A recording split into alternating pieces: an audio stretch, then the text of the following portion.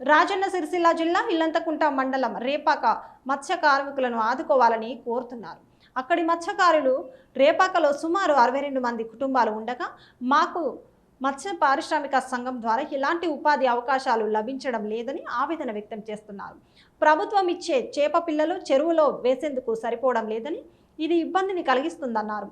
ఎన్నకుంట చెరువులో 25 మంది మత్స్య కార్మికులు చేపలు పడితే 200 రూపాయలకు పైగా రావడం లేదని, రోజువారీ కూలీ కూడా గిట్టుబాటు ధర కావడం లేదని అన్నారు. మమ్మల్ని ఆదుకోవాల్సిన బాధ్యత ప్రభుత్వంపై ఉందని, ఇప్పటికైనా పాలకులు స్పందించి తమకు ఉపాధి చూపించాలని కోరారు.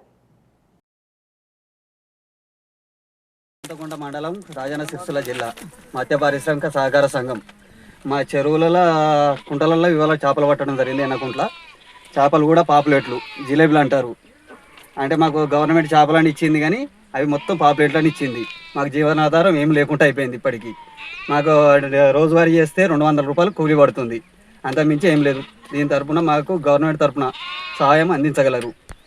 మా సొసైటీలో ఉన్న 62 మందికి ఏం జీవనాధారం లేకుండా ఉన్నది.